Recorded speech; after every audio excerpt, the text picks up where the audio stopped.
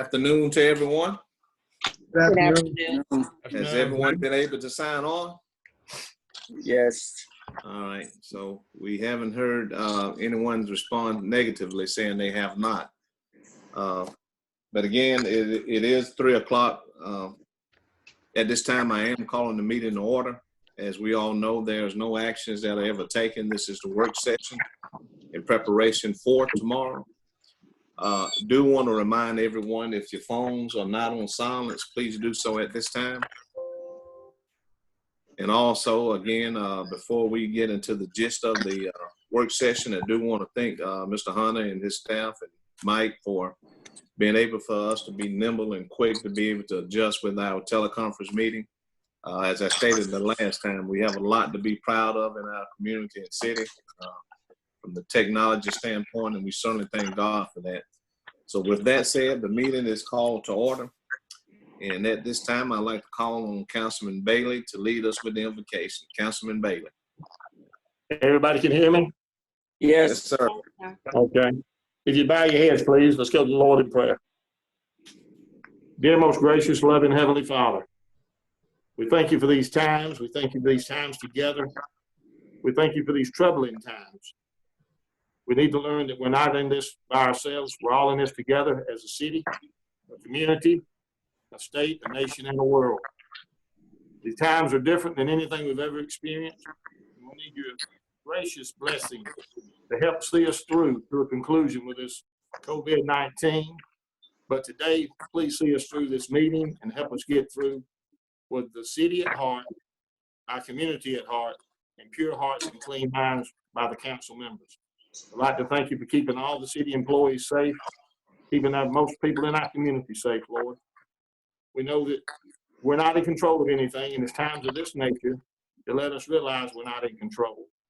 I do believe this is your heavenly doing, and that you're trying to show us how to be stewards and to listen to you, and as the Bible says, to be still and let you be God. Lord, there's nothing more important than people coming together as a community or a nation, or coming together in the whole world. But let us come together today, Lord, as people of this city, council of this city that represents our citizens, and do the best job we can with what knowledge we have in front of us, and do it collectively, and do it together, and do it to where it comes out for your will being done. Let us all remember that we will get through this, and this will come to an end. All these things I pray in Jesus Christ's most blessed name. There is. Amen. Amen. Amen. Thank you, Councilman Bailey. Thank you for reminding us and what this council has been saying since we've been together for these 3.5 years, is how important it is where we need each other, and we certainly need to depend on each other. Thank you for reminding us of that. And we're going to go ahead and proceed. But again, Council, let me remind all of us that if we have any questions, once we get into the meat of our work session and agenda, let's see if we can ask the questions now. That would certainly save time for all of us leading into tomorrow. So with that, again, thank you, Councilman Bailey. We have no one to address the council at this time. Angel, can you hear me? You on mute? Hear me? Yes, at this time, I'd like to call upon you for the April the 14th, 2020 Planning Commission. Yes, sir. We had several items on the agenda. We had an acceptance of a preliminary plat of Evans Crossing subdivision located at the intersection of Lee Road 219 and Lee Road 213.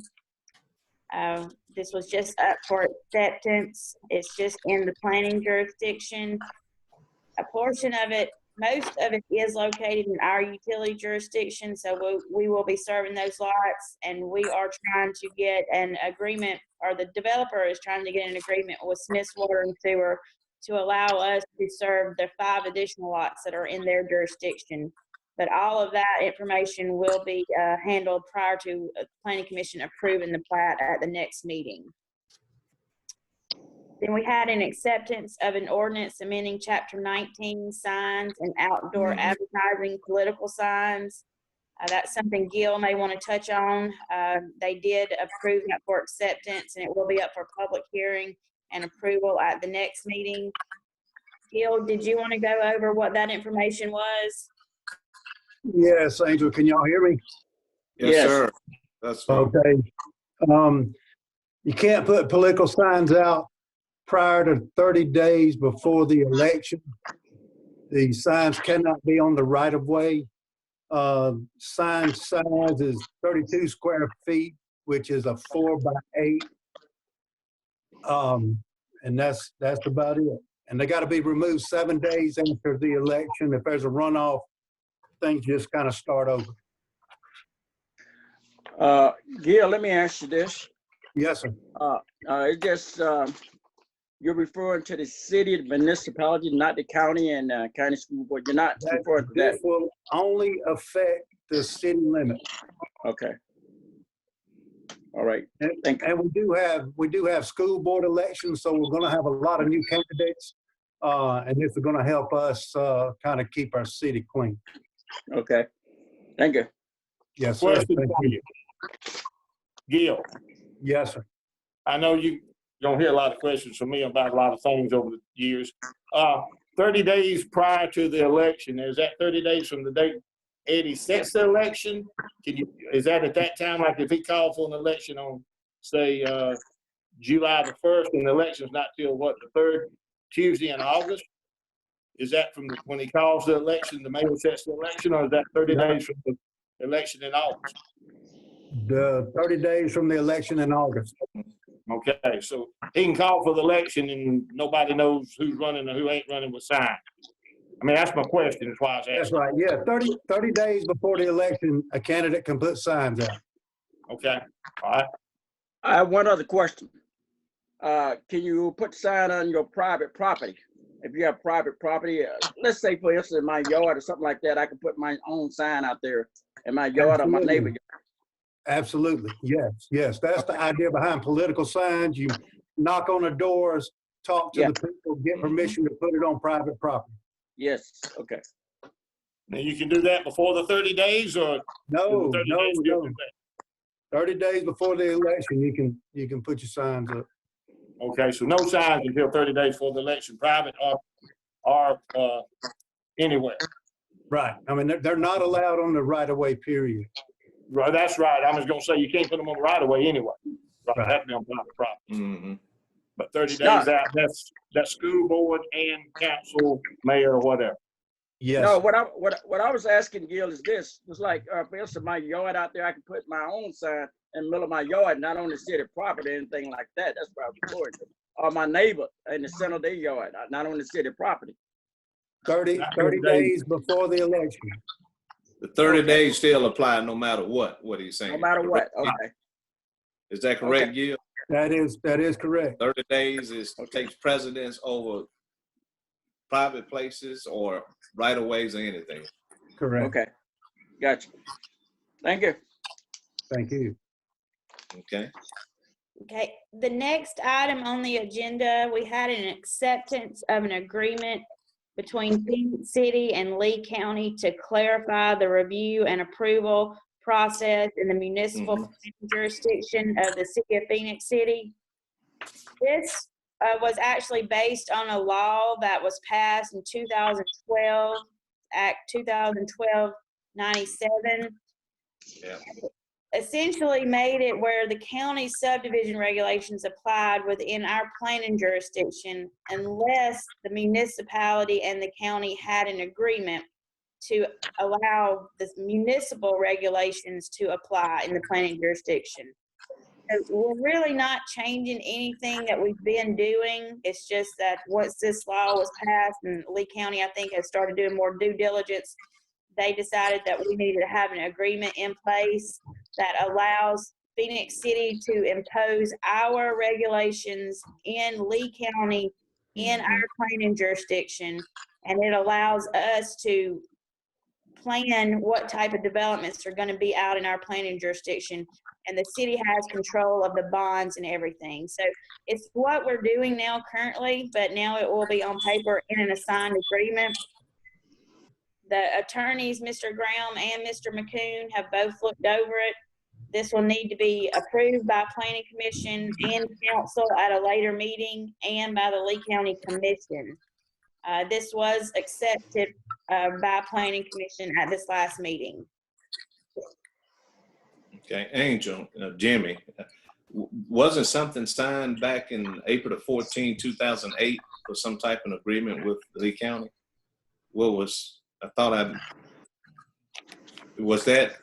Is it being more enforced now than it was then? I guess is the way I think what has happened, Mayor, is that some government or county governments had tried to impose their subdivision regulations by the municipal planning jurisdiction. But this agreement allows us to continue to impose our subdivision regulations. And at a later date, as discussed with the attorneys, we're going to need some type of agreement with Russell County for this type of subdivision regulation also. And if not, there's some different caveats in the law about, basically any development that happens in a planning jurisdiction where an agreement is not come to, is that, they'll have to meet county regulations and city regulations. But hopefully we won't get that far. But, with us in Lee County, we just wanted to go ahead and take care of this. We do have a couple of subdivisions, Evans Crossings and that Somerville Highlands, that would fall up under this agreement. What happened, Mayor, they had provided in the past some assistance. Now, ours would take full control of that particular area. That's what they used to do, provide the assistance, but now they won't be doing that. City would take precedence over all of it. Okay. So this is not annexation. It's only strictly in jurisdiction. Yes, sir. In Lee County, in the planning jurisdiction. In the jurisdiction, and it's not necessarily counts annexation, but the jurisdiction supersede that. Am I correct? Angel and Jimmy and Wallace? Yes, sir. We have a 1.5 mile planning jurisdiction in Lee County. And this would apply to that. But the difference is in Lee County, that's all you're gonna get. Am I correct, Angel? Yes, sir. On that 1.5 miles, which is different than what we are dealing with than the rules and regulations in Russell County now. We had the particular lawsuit, but at the same time, every year at the beginning of the year, before then, we have to present a map to where we are annexing if we were to do any more of that. Is that still in place, right, Angel, or how that's changed? Yes, sir. That's still in place. We go through the city clerk's office with that every year. After we annex, we have to submit a map to the state showing where we annexed and how our jurisdiction changes. Now, is that also 1.5 miles in the county or up to 3 miles? Doesn't the law say 3 miles, but we chose 1.5? It's 1.5 miles. It's 1.5 miles also? Yes, sir. Well, Mr. Hunter, I'd like to ask this question. How does that affect? I know it's stuff we've done in the past, like those subdivision down there called Ridgewood down there by Fort Mitchell, on down there by Mala Church. That area outside the in other way, it's more than 1.5 miles down that way. But they're annexed into the city. It's already in there. They're annexed into the city, though, Mr. Day.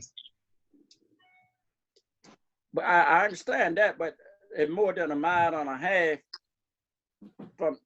In other way, I'm a little bit confused myself. But what happened? You go down 165. We know Mr. Ford annexed into the city. We come out. We're still in the county. We go down there to Ridgebrook subdivision. I know they're annexed into the city, but we're saying 1.5 miles. Because, Mr. Day, your angle on those, you have to. Your angle on that is different. You go down and turn and go back, and then they're connected through the back of the industrial park on the other side of that. Thank you. Now I got you. Okay. Yes. Okay. Thank you. I have a question in reference to that, and please help me to understand. When we talk about planning jurisdiction, will those potential residents be part of, if it's within planning, within a city election, will they be part of a district within the city for all planning jurisdictions? No, ma'am. No. Graham, you might want to answer that. Who? Mr. Graham? Where's Can you hear, Jim? Did you hear me or understand me? Hello? Can you hear us, Can you Jim? hear me? I can hear y'all. Okay. y'all hear me? Yes, yes. Let me ask Okay. a question again, Attorney Graham. Did you hear what I said? This is Councilmember Johnson. Yes. I was asking about planning jurisdiction. So when the city accept a preliminary plat for a planning jurisdiction, does those potential homeowners be part of voting district for one of the 3 districts? For an example. Mhm. Okay, okay. No, planning jurisdiction, the fact that they're in our planning jurisdiction doesn't mean they can vote in city elections, whether Okay. they're in Lee County or whether it's in Russell County. But isn't it a difference between people that's in the planning jurisdiction and people that's in that jurisdiction that's annexed into the city? Yeah, that's different right there. Yeah. Yeah, once they're annexed in, they can vote. Yes. See, it's Okay. a difference. See, you made, like Mr. Day was talking about, you're passed by a subdivision, you're in the county where they're still in that planning jurisdiction, and you're running to another subdivision that's inside, that's annexed in. That's the difference in that, That's those the difference, particular yeah. outlining areas. Right. And you know, you could actually, I guess, annex out of your planning jurisdiction at some point in time, unless there's some way that you can extend your planning jurisdiction after annexation, but I'm not sure you can do that.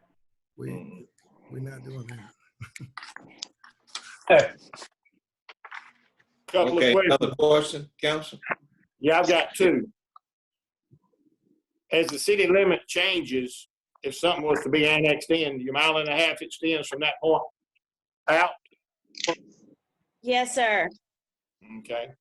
All right, that's the first question. The second question is, I'm on the planning commission with some of the others, and I know that 3 or 4 meetings ago, we had to send one of the subdivisions on Summerville Road that was one in our planning jurisdiction. We had to send it back to Lee County, and they added some exit lanes and entrance lanes and all that. And then it came back to us for approval again. Would something of this nature have stopped that if that was already in place with us and we had this already in place? Then we would have made the whole decision on that subdivision. Is that the way I understand this? No, sir, not on that one, Mr. Bailey, because the Somerville Road right-of-way where they were taking entrance off of is controlled by Lee County. They maintain that. Okay. So that's the difference on this. So since they're going to be maintaining that right-of-way, they have that say. And we have, you know, a good working relationship between Lee County and my office. So, you know, we do like to collaborate and make sure that, you know, our standards are generally stricter than theirs, but, you know, we want to make sure because they're at the end of the day going to be the ones maintaining those areas unless the city determines that they want to annex it. So we're trying to just, you know, keep everything in writing and keep it the way that we're going now, but just so everybody has a clear understanding of who is supposed to get the bonds for the subdivision and who's supposed to do the inspections for the subdivision. All right. So that answered that because I know we approved it and then it went to Lee County and Lee County did not approve it because of the lanes they wanted to be able to pull in and pull out. And they added that to it and it came back before us and we still passed it. But I just didn't know if that was done now after this passes, if it passes, whether we would have had to do the same thing. But that answered that. Well, That makes that clear to me. Thank you. as far as the road concerned, Mr. Bailey, they should run into the same thing here if we had control over the road that they ran into there. Right. And that's understandable because of who takes care of the highway, whether it be the state, the city, or the county, correct? Yes, sir. Okay, that's fine. Thank you. Yes, sir. Okay. Any other question, Council? Okay, if not, we're going to proceed on. Under the city clerk, the calendar, Melanie, April and May. Yes, sir. I just wanted to go over a few dates. Tomorrow at 9 a.m. is our council meeting via the platform Zoom. Just want to remind everybody that the thank you luncheon for the mayor's ball that was scheduled for April the 23rd has been canceled. There's a planning commission meeting on April the 28th, still scheduled. May, we're looking at May the 4th, the work session, and May the 5th, the council meeting. And at this point, we're really not sure if we'll still be meeting by Zoom or if we'll be able to meet in person for those. Looking on into May, y'all remember that the 16th through the 19th, the League of Municipalities Convention has been postponed. We still don't know when it's going to be rescheduled. The Memorial Day is May the 25th. Just want to remind y'all of that coming up. And then the next work session will be May the 18th and the council meeting on May the 19th. And hopefully by then, maybe we can be meeting in person. That was everything for the calendars. And then we have one appointment for the Phenix City Housing Authority Board. That'll be on your agenda in May. Okay. But this person has already been contacted by the city clerk office, willing to serve again. Is that right? Yes, sir. That's correct. Thank you. Okay. Any questions, council? Correct me on this, we agreed to table all the other appointments until we're able to meet again and have interviews. Is that correct? Yes, sir. That DRA, y'all had a couple of people you want to interview for that, and it's just best to do that face to face. And then the other appointment was for the Planning Commission. The city officials need to get together on that. So whenever we have a appointment for that one, we'll place that back on the agenda. All right, thank you. Anything else, council? Okay. At this time, we want to go ahead and get into the agenda for tomorrow. Any objection to that? Anything else need to be discussed or mentioned before that? If not, we'll continue on with our agenda. And since we're moving pretty quickly, no one needs to excuse themselves to go take a little break, do it. So if you do, just put up the Baptist finger, and if you're Methodist, put up 2 fingers. Anything else, 3. Okay. All right, our meeting is tomorrow at 9 o'clock. Again, we will have it the same way, teleconference. And again, I just can't think of enough for the stewardness that has been shown by us, the city, to be able to adapt very quickly with this to proceed on with the meeting. So 9 o'clock in the morning, we will call the meeting to order. After that, we'll ask Councilman Bailey to lead us with the prayer, as well as the pledge, due to the fact that we will not have a minister to Zoom in.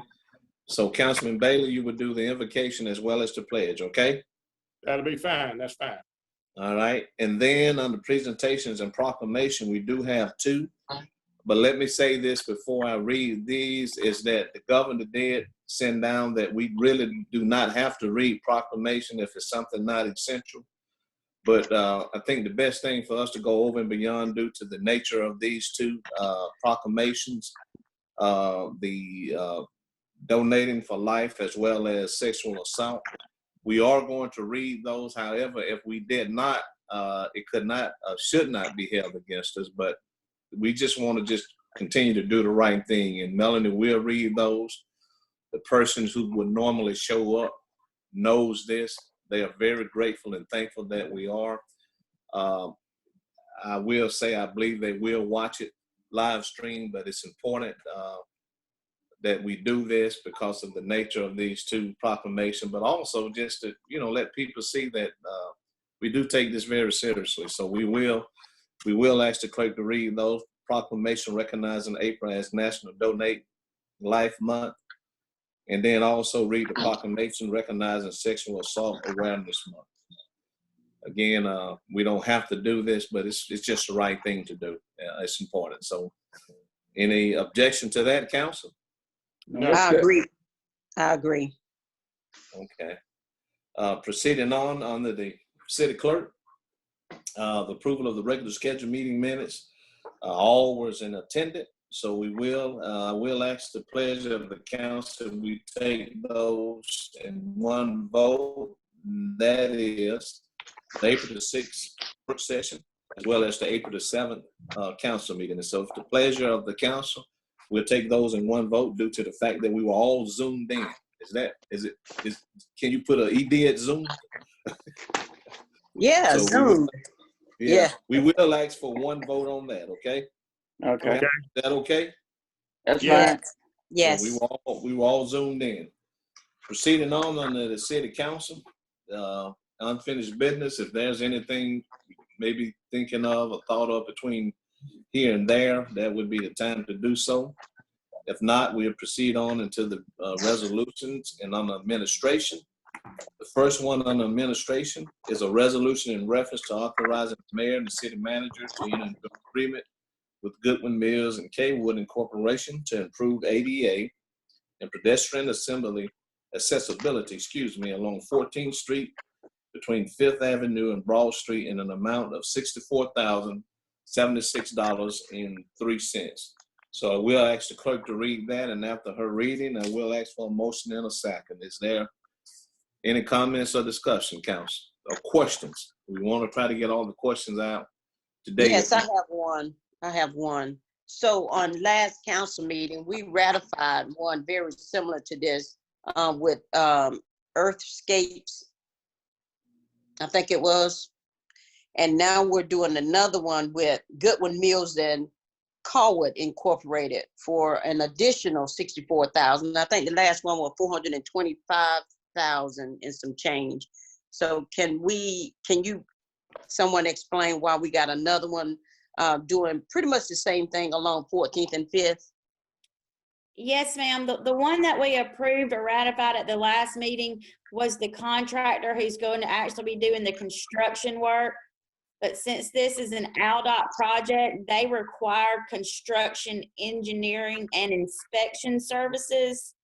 And this is the contract for Goodwin Mills and Kaywood, who are an on-call contract consultant engineer with ALDOT to do those engineering services. So the one from the last meeting was the construction, the contractor doing the actual physical work. This contract is for the engineering and inspection services that we will require on the job, like for concrete mixes, that they'll be out there every day while the contractor's working to make sure, you know, that the brick is laid right. So, but this is still 80% federal money, and every ALDOT project that we have, we pay CE and I services, which is construction, engineering, and inspection services. The ALDOT, they pretty much, I don't want to say command, but that's pretty much what they say we have to do. Yes, sir. Yes. So a project, you've got a preliminary engineering phase, which is the design phase. Then you've got a construction phase. And then with that construction phase, you have the construction, engineering, and inspection services. Okay. Thank you for giving me the details and explaining that. However, I think it would be to our advantage to kind of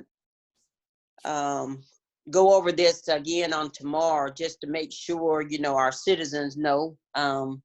Those that are keeping up will have heard the $425,000, and now they're hearing another $64,000. So is it possible that you can probably expound on that tomorrow? Yes, ma'am. Yes, ma'am. But for the future, we've been over so many of these projects and we explained it to the citizens a lot, and you have to explain it each and every time. But I wish you all would closely listen up to the phases of what we go through when we start a project. It's just not a one-stop shop. It has different phases that it has to go through as far as for them to, especially when you're getting the state's money, any kind of state and federal money, you have to follow those guidelines, and it won't be the same a lot of the time because people have competitive pricing in the ones that we deal with. And if they got somebody that's on their list, it could be somebody that we got a good relationship with, but if they're not on that ALDOT list, we can't use them. Am I correct in that, Ms. Moore? Yes, sir, that's correct. You mean and a learning experience for us all. And I remember when we did those bridges, and in fact, the last bridge that we just getting around to. How many times did ALDOT make us change that? That's correct. About 4 or 5. A few times. About Yeah. 4 times. We remember that. 4 times. About 4 times. Comply with what they want, because they control the purse change. Yes, sir. And they approved this agreement. We have to submit all of our documents and agreements to ALDOT prior to us entering to an agreement with them. We actually approached Sane and Associates first for this agreement. ALDOT and them did not concur on the fee. So we told Sane and Associates we're no longer considering them for this project. And that's why we moved to Goodwill Mills and Kaywood. And ALDOT was able to get them to the fee that ALDOT felt comfortable with. Okay, did we have to inform ALDOT of the previous one from last council, Earthscapes, that was going to actually do the work? Did we have to let ALDOT know that? Yes, ma'am. We had to submit all of our bids to them prior to us awarding it to make sure that they concurred with the bid price. Okay, If ALDOT don't sign off on it, we can't move. right, okay. Any other questions? Council, comments, discussion? Okay. Proceeding on, under administration B. Council, we have a resolution in reference to authorizing the mayor, city manager, and the fire chief, Kristen H. Kennedy, to sign an MOU agreement with Firehouse Sub Public Safety Foundation Incorporation. We'll ask Melanie to read that, and after that, council, we will ask for a motion and a second. Any questions or comments or discussion? Is this a grant we're applying for, or is this a grant we already have? Chief Kennedy, you're on mute. This is a grant that we applied for last fall and were turned down, and we applied for it again in February, and we're being awarded the grant. So we're just going through the process, the normal process of getting everything approved through the city before we move forward. There you go. Don't give up. There you go. Yeah. No, can't do that. Yeah. Okay, good job, Chief Kennedy. Yes, sir. Yeah, thank you. Any other comments or questions, council? Okay, proceeding on. C, on administration, is a resolution and public notice in reference to making application to Bureau of Justice Assistance for a Corona's Emergency Supplement Funding Program, fiscal year 2020, formula grant for financial assistance for the police department. We'll ask the clerk to read that, council, and ask for approval of the public notice as well. So any questions or comments? Yes, sir. Yes, sir, Mayor. I looked, I think about the 4th page back there when they have all those municipalities listed as well as the county. And I'm just looking back here, like, for instance, the municipality of Anderson, they get 173,000. How is that? Some of the city get more than the other one. Are they going? This is what they apply. As I look at Huntsville City, they get 421,000. You look at Mobile, if they go by the population or how large the city or what? How do you? I know it's Phenix City get 71,000. How do you go about choosing those figures? Good afternoon, council. Yes, this is Ray from the police department. You're correct. That's there's a formula that is based off of those numbers. This is a new grant that's actually a supplement grant to our existing Bureau of Justice Administration grant that we were already applied for this year and have been awarded. This is in direct response to the coronavirus pandemic and our actions and funding that we're having to spend to respond to that as a public safety agency. The 71,000 is based on a couple of things. It's based on our population. It's also based on our crime rates, our statistics, as well as our UCR reporting, our uniform crime reporting to the federal government. Normally, this is the grant that we share with the county, a 40-60 split. But if you notice that also on that same page, Russell County has also been awarded 58,000 directly to them. So they'll be applying for their own grant this time. So that 71 will be strictly for the city of Phenix City for us to pay for the activities that are required to respond to this pandemic. Russell County will make an application for their 58,000. That's the maximum amount that we can apply for. Also in the background, there shows on the number 16 on your background, your paperwork, it showed that the city has to be in compliance to track match money separately. Just so you know, this money is not required to be matched, but if we spend over that $71,450, we'll be required to match that. So that's what that match is. So we can spend up to $71,450 for this response as a police department. If we go over that amount, we will be responsible for the overage, and that would be considered our match. Okay. Okay. Thank you. Any other comments, questions, discussion, council? I do have one more thing, Mayor, if I may. This also, we will be having this open for comments. This grant also requires that we have a public hearing, and we will also have a publication in the newspaper where people can call into my office and make recommendations and ask for what the money's being spent on, number one, and also give us their ideas about what they think they would be beneficial to the city for us to spend that money on. So that's also will be coming up as well in the next council meeting, I believe, when we get that set up. But that's open for people to give for transparency reasons to, number one, know what we're going to spend that money on, and number two, give their ideas about what it should be spent on. And so anybody that would like to call or comment on that, we'll have the contact information in the advertisement and get that submitted. This grant is due by May the 29th. We hope to have all those comments in prior to that, and this supplemental grant applied for by early next month. Good. Okay, thank you. Thank you, Chief. Good job, Chief Smith. Appreciate it. Any other questions or comments? If not, we're going to proceed on the fire department.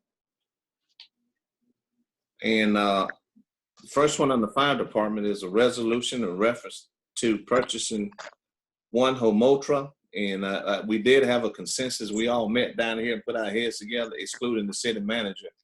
And we did decide that Homotra was the correct way of pronouncing that. So Melanie, don't leave me out there hanging if I mispronounce it.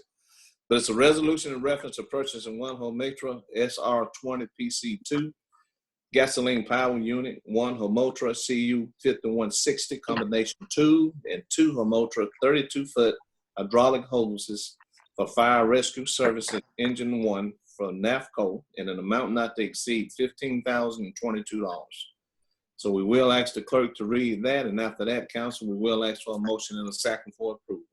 Any comments or questions or discussion at this time?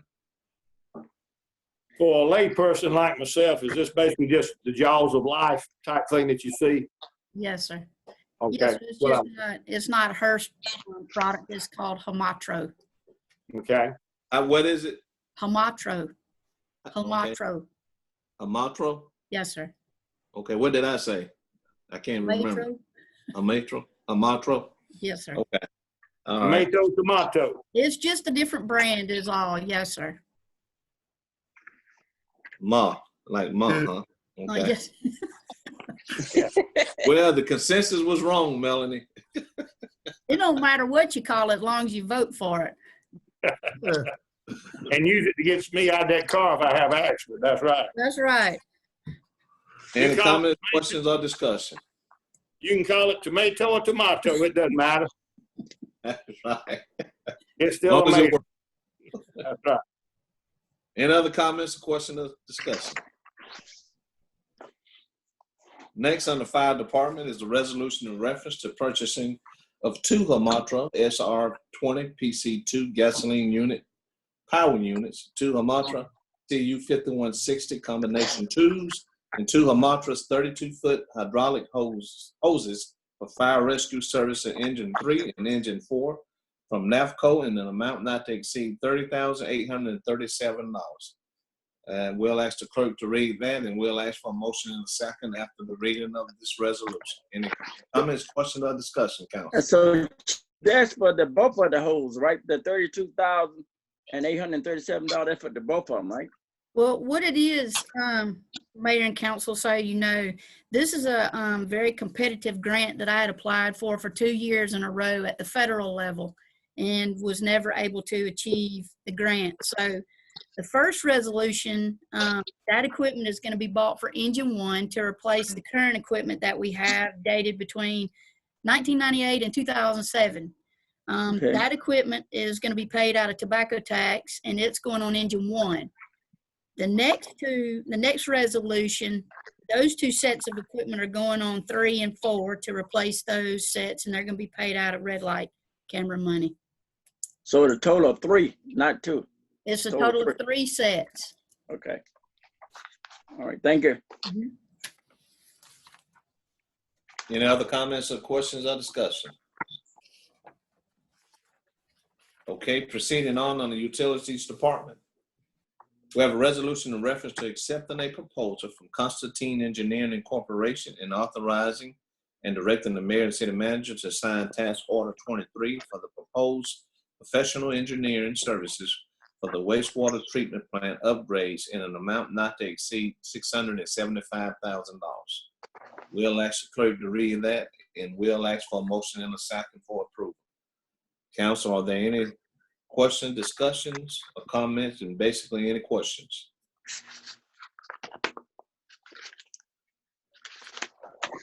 Okay, proceeding on the Utilities Department. We have a resolution in reference to accepting a proposal from Constantine Engineering Incorporation and authorizing and directing the mayor and city manager to sign task order 24 for the proposed professional engineering services for the wastewater collection system upgrades in an amount not to exceed $495,000. So council will ask the clerk to read it and ask for a motion in a second after that. Are there any questions?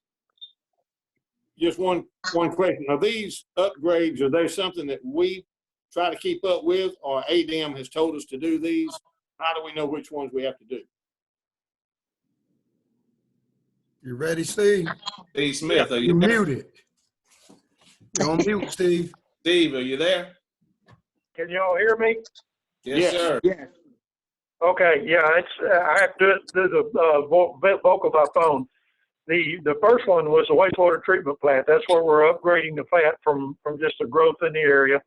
Now this second one is this one we're being mandated to do by ADM. We're under a consent order where we have agreed. I know we've discussed this with the council before. We have 4,500 manholes that all have to be inspected and upgraded, and then we've got several areas where our sewer lines are going to have to be upgraded to control the infiltration that we get from rainwater from storms like we just had. Okay. The others, we have 3 more coming up, are long-term plan projects, the water line on Somerville Road and the repair or upgrade of the sewer there on Bridgewater. Those are projects that have been on our capital improvements list for several years, and we're getting to a point now where we are able to fund those projects and get them done. They'll be coming up in the next couple of resolutions. Let me ask you this, Steve. On these projects, we realize that something got to be, we have to do that, and that is a $1 item. We are going to, I'm looking at the figures. We do get grants to help out on these projects, right? Yes, we already have received a $1,958,556 grant for the wastewater treatment plant. The other projects are being done, and we've already submitted them to the state revolving fund, and we should get some principal forgiveness there. We can get up to half of the total, or $500,000 for each one of the projects going forward. We won't know about those. We've submitted them, for the grants and for the principal reduction, but we won't know exactly what we'll get until after we go through that process. All right. Thank you very much. Thank you. Steve Bailey, did you have a question? No, he answered it. Okay. Yes, thank you. Any other question, council? Okay.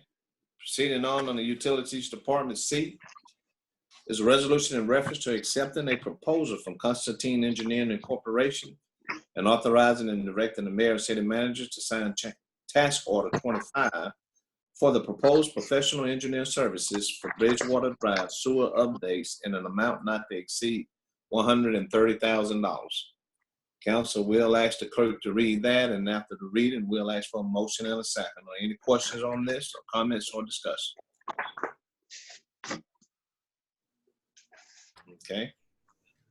D, on the Utilities Department, Council, is a resolution in reference to accepting a proposal from Constantine Engineering Incorporation and authorizing and directing the mayor and the city manager to sign task order 26 for the proposed professional engineering services for Saddlebrook sewer upgrades in an amount not to exceed $89,000.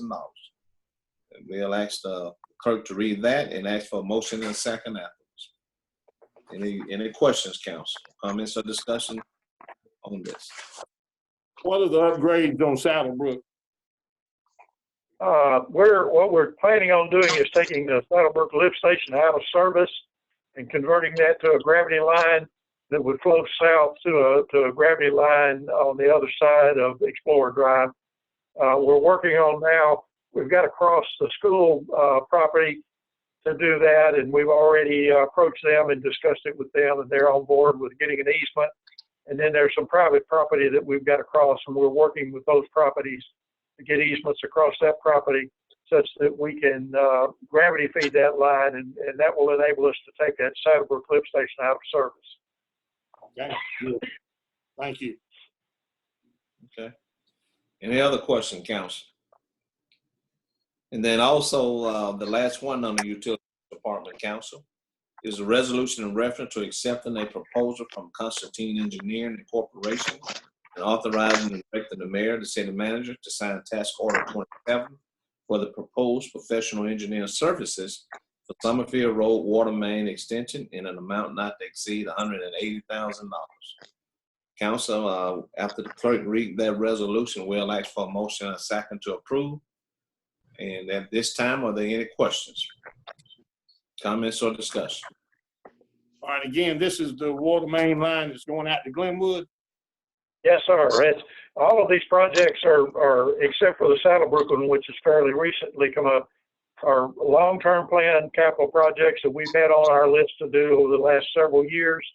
And like AlDOT, that Angel explained with AlDOT, we're going through ADEM to get it, and they require us to have outside consulting engineers to do the engineering and inspection work on these projects. Adam?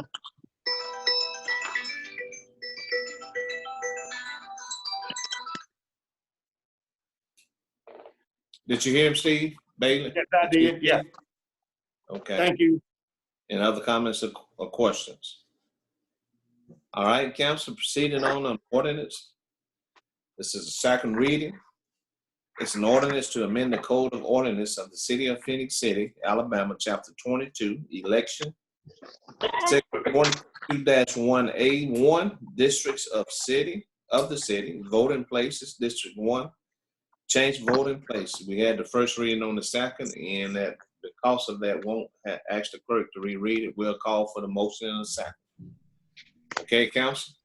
Yes. We all, minds clear? Yes. I'd just like to say something. I've had about 5 or 6 people that work at that polling place that have called and appreciated this being done. I guess they've worked at that polling place for years, and having, down on over there where it's been at the Roy Martin Center, it's just, they felt like it had been, kind of aggravating, people having to park at top and on bottom, some of the kids coming in upstairs and not downstairs and all.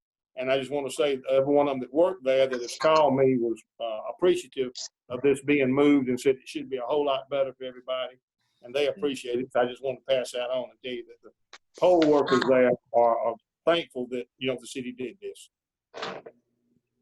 Okay, thank you, Mr. Bailey. Next, council, license application. This is also too a second reading. It's an application for an on-premise beer license, on-premise wine license, on-premise whiskey and wine license, billiard, pool license, dance and live band license, and dance and jukebox license submitted by Adrian M. Haynes for Haynes Entertainment, LLC, doing business as Aces on 80 Bar and Grill located at 3928 Highway 80, Suite A and B, Phenix City, Alabama. I will not ask the clerk to reread that due to the fact that the first reading was on the 7th of this month. And we will counsel, or I will counsel at the time call for motion to approve. Okay? Okay. Any comments on that? Nope. Then after that, Mr. Graham, see we had a couple of claims. We turn it over to you, Mr. Graham. Can you hear? You're on mute. We can't hear you, Jimmy.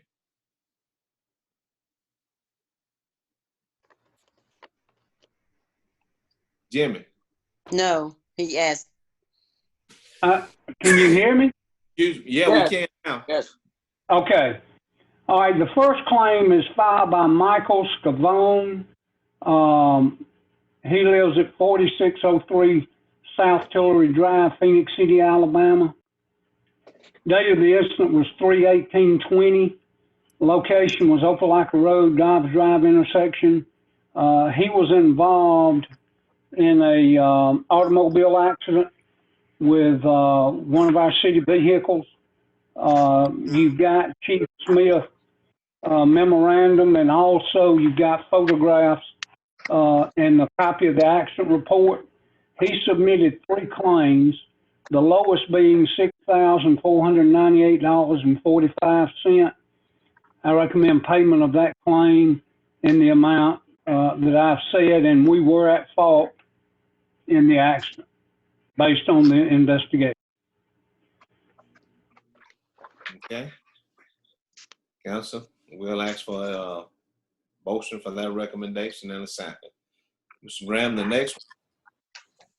The next one is filed by, it's really a subrogation claim by Equine Event Insurance Company. It is a subrogation claim. The date of the incident was 12/20/2019. This person is LaShanta Valentine Adams. They paid her for, again, she was involved in an accident with a city vehicle where the driver got out and left the motor running, and it jumped out of gear and went down and struck her vehicle.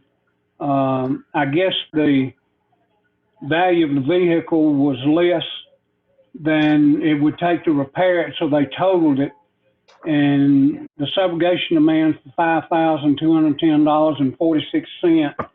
And of course, because the vehicle was totaled, there's no requirement for 3 estimates. And I recommend that we approve this claim in the amount of $5,210.46. Okay. Any question, council? Yes. Go ahead, Arthur. Yes, Mayor. I'd like to go back to claim A, and I want to ask a question on that one. I'm looking at these pictures here in A. Can I ask a question? Since our patrol car was involved, were he in pursuit of another vehicle with the light on, or just driving?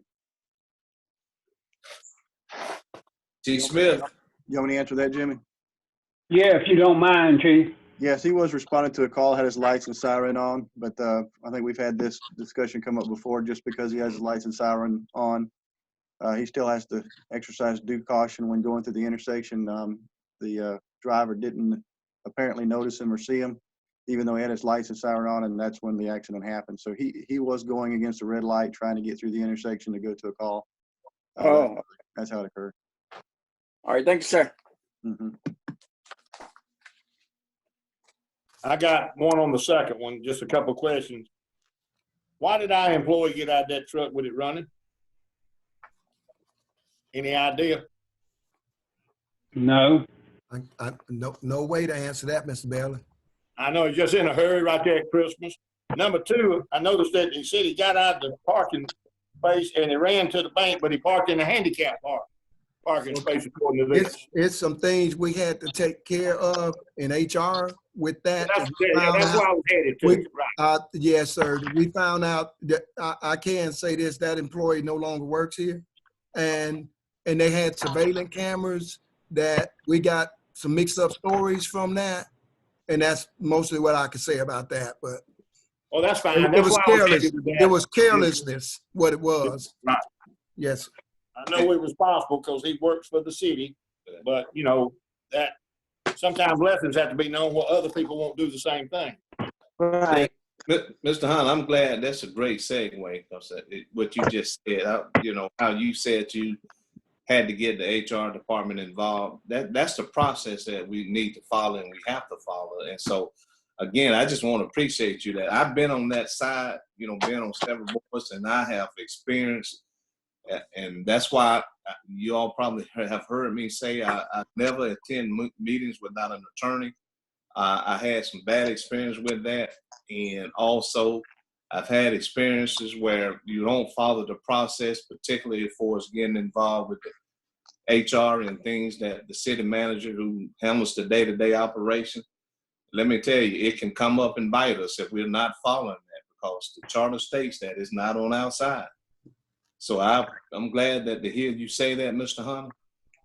It's very important that we do follow that, because it can, you know, employees, everybody like you when they like you, but they will sure switch on you.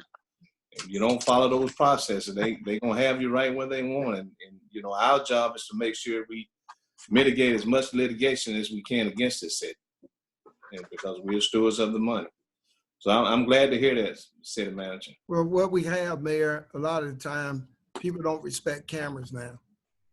For some reason, they would tell a story and the cameras will show the true story. And that's one good thing about being in this particular location. It was cameras at that location. And a lot of people should look around before they decide to distort things. They should take a look around and see what can happen to them. Yeah, that camera don't have an opinion. It surely don't. And the eye in the sky don't lie. That's what Griff, you heard that when they used to film us in practice and games. You make a mistake, you can't lie about it. The eye in the sky don't lie. It's there. And a lot of time, you know, you feel sorry for people and stuff like that, but when a person look you in the face and they need to tell the truth, instead of that camera having to tell it for them, because their credibility is down the drain after the end. Chief, as a total loss, do we have the property in our possession at this time, or will be? Chief Smith. You talking about the which claim are you talking about? Claim B. It was a total loss, right? So my question is, do we have the property in the city possession, or will it, or will we have it in the near future? I don't have a clue. I don't know. We don't, when some vehicle's totaled, we don't get it. That's correct. Okay. We don't have any use for that vehicle. It's salvaged anyway, that's all. Salvage, okay. It's just a few $100s at the most. Yeah, that's right. And they figure that into the claim that they make when they total it. Yeah, they'll sell it themselves. The insurance company will. Mm-hmm. They'll, Okay. They'll put a little value on it before they ask to settle. That's correct. Well, I thank you, Mr. Hunter, for telling me that way. I just wanted to make sure that, you know, that didn't, I know it wasn't going to slip through the cracks with our city over there, but I just want to make sure that the other employees of the city realize how important it is to, you know, do everything correct as they're supposed to and tell the truth. Unfortunately, we may have the same thing before the month is over. That's the world we live in. Well, Mr. Hunter, Yes, sir. he was at the bank. I guess he was trying to rush for it close to take care of with that personal business or city I business. can't talk about a lot of it, go so far into detail. Okay. Which today a lot of people are watching us to a certain extent, but you know, I will say this, and you know this, we watch TV shows all night. We watch exciting things, dramas and everything else to see people do the same thing that some of our people do sometimes. They don't do what they're supposed to do within the time frame or when they're here, you know. That's the way it, you know, I'm not saying it with such ease that's the way it worked, but after being around this for so many years, you know, I can stay on my knees all night long and all day praying that we have people that will follow these things and execute these policies and procedures to the letter. But unfortunately, no matter how much training or anything else, you have things like this to happen. You know, so it's people don't do what they're supposed to do. Let me just put it that way sometimes. You have some people, employees, they do what they're supposed to do. You have some that don't. They play with it until they get caught. But you got to do what the mayor always says. You got to be straight across the board and treat all of them the same. That's right. No matter who they are, whether you know them, whether it's your brother or who, you have to be equal with all. And then if you do that, you don't have to look over your shoulder. You've been fair.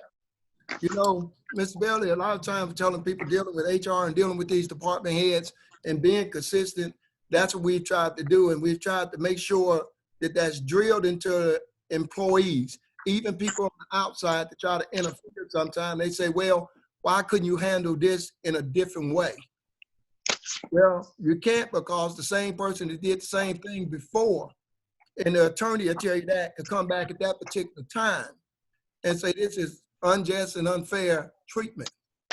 So we are locked into a lot of the time, and HR have to make sure we stay straight on that. If these are the same violations that occurred, why are we treating it different? Sometimes it may be, if it's different, it's different. If it's the same, it's the same. That's right. Consistency. You know, so and then not only that, you may have the same thing that happened with an employee in a lesser group violation that's only occurred one time that's allowable. You may have one that's their fourth time, and that leads to termination. So that's why these guidelines and rules and regulations are set in place. And I'm a living witness that if you follow this charter and you follow these standard operating procedures, which SOPs are in the fire department and police department, it's a lot of different guidelines, rules, and regulations that's there, but everything falls back to that merit system that's been solid and that's been in place. A lot of times it's easy to work with things, and sometimes you just can't. Let me say this. Like I said before, we don't usually fire people. They usually fire themselves.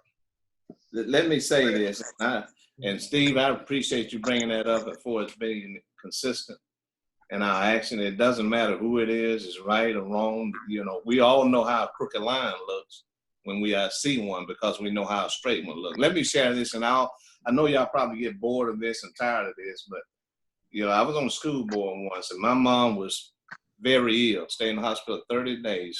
And of course, I had a sister who was working in the school system, and the school system has procedures, guidelines where in a case like that, you can have extended days off.